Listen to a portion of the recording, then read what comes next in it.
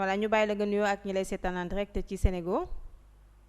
waaw maa ngi nuyu ñëpp di nuyu toute la population sénégalaise di nuyu waa Sénégal di kontaan ci dalal bi ngeen ma dalal. d'accord li ñuy waxtaanee tey rek ci thème bi la ñuy tàmbale muy coronavirus bi nga xam ne gis na rek dal na ñenn ci ñi nga xam ne ñoom ñoo nekk ci état bu Sénégal rawatina tam ñi nga xam ne ñoo nekk ci classe politique bi comme rek ni ñu waxee ne feebar bi amul xàjj amul seet sa xalaat ci loolu. waaw c'est vrai que yenn saa yi avec la pandémie c'est très compliqué très difficile donc il faut qu'on apprenne à avoir des solutions africaines donc lu ñu jàpp mooy dañoo war a am ay gis-gis ak ay saafara yoo xam ne méngoo ak suñu askan suñu dundin mais bu ñu bëggee jël tubaab bi ñu xalaatee ñu adapté ko ñun suñu réalité donc yenn saa yi day xaw a am ay fu mu sooxee. mais jàpp naa ne daal war nañoo mën a daan pandémie bi war nañoo mën a daan corona bi bu ñu ñun ñëpp jàppandoo xàccandoo dóorandoo ba pare di yëgoo aussi loolu am na ci solo. comme ni ko professeur waxee léegi bi feebar bi amee président Macky Sall ci ndogal yi nga xam ne jël nañ ko bien que am na ñu nekk ci état bi sax ñoo xam ne laaj na leen lu jëm rek ci société yi ñu ngi koy wax ne lu ci bari dafa sooxe mel na ni yéen it sooxe boobule ñëw na ba ci yéen ñi nga xam ne yéenay syndicalistes yi nga xam ne yéen a yore boobu crédit mutuel lan ban jafe-jafe ngeen di dund ci jamono ji. waaw xam nga jafe-jafe yi nga xam ne moom la salarié bi am li ñoo bari. ndax bi ñu jëlee décision yu mel ne arrêté transport bi jafe-jafe yi am na parce que salariés yi amuñu woon ay moyens de déplacement également bi ñu jàppee ne lekk yeeg yooyu yi nga xam ne mooy force Covid bi dañ ko waroon jox nit ñi salariés yi jël ñeen en compte maintenant spécifiquement pour crédit mutuel bi ñu nekk nga xam ne c'est le secteur de la microfinance dañoo waroon jàpp ne état bi dañoo war a jàppale ci dimbale ñu à ce que ñun ñu mën a jox. en fait suñu sociétaires yi mën ñoo jàppale ci bor yi ñu leen di lebal ndax xam nañ ne suñu clients yi actuellement nii dañuy am jafe-jafe ñëw fay donc ñun dañuy pousse échéance yi may leen ñaari weer ñeent ba juróom-benn weer yoo xam ne dañoo mën a ñëw fay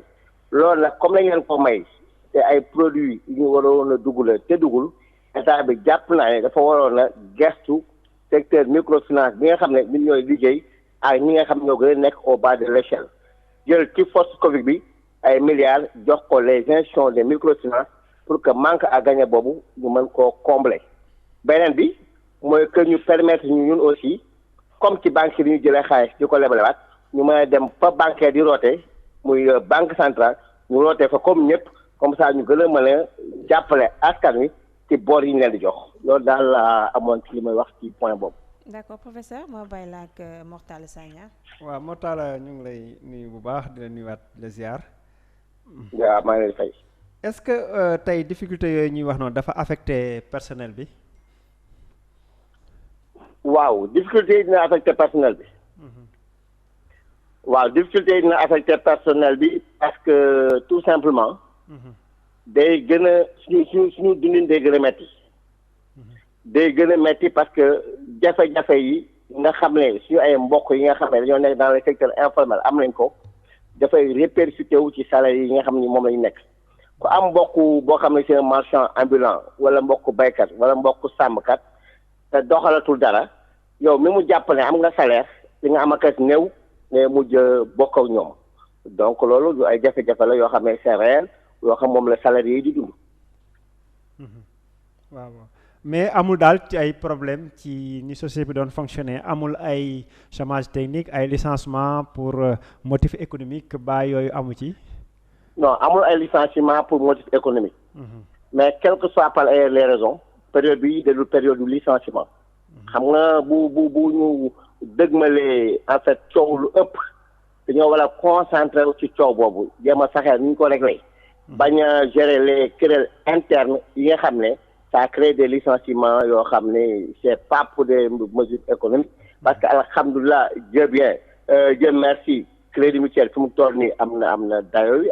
am na doole ji am na pasteur bi am na man-man bi mais suñu biir aussi il ne faut pas que ñuy am ay yenn xiiro yeeg ñaar yooyu parce que daf ñuy affaiblir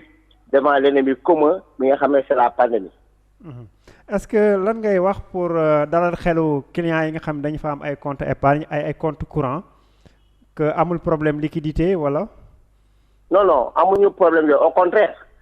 pandémie bi sax dafa tax nit ñu gën a dooleel suñu denc. parce que xam naa ne nit ñi comme liggéeyatuñu.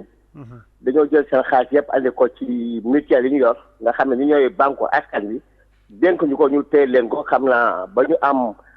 ëllëg ju gën a leer ñu soog koy ñëw jël donc actuellement nii sur le plan liquidité ak épargne au niveau des institutions bu mel ne Crédit Mutuel dafa gën a am doole.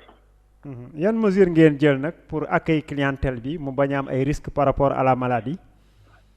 waaw jël nañ mesure barrière yëpp te même loolu depuis du léegi xam nga depuis Ebola am dañoo jël ay mesures d'hygiène ay gel antiseptique yi ak yooyu yëpp au niveau des mutuelles te depuis boobu mosuñu koo teggi donc li bi mu ñëwee aussi on a renforcé joxe ay thermoflash joxe ay seau pour lavage des mains et que aussi ñi nekk ci enceinte banque bi mu am espacement boo xam ne peut-être dañu wax ay 1 mètre 1 mètre 50 mais ci biir espacement ay 4 nit ñooy nekk ci surface boo xam ne c'est plus de 20 mètres carrés donc je pense que ne ba pare mu aéré lumière bi dugg chaleur bi dugg donc je pense que ne loolu c'est déjà bon. man nag client Crédit Mutuel la mais li may naqalu rek mooy taxe yi ñuy teg boo génnee région sa région. waaw boo defee retrait wala versement taxe yi ñu lay teg noonu. waaw yooyu ay jafe-jafe la. mais incha allah rabi jàpp naa ne direction bi fi nekk ñu jël ay mesures pour que jafe-jafe yooyu c'est vrai que ne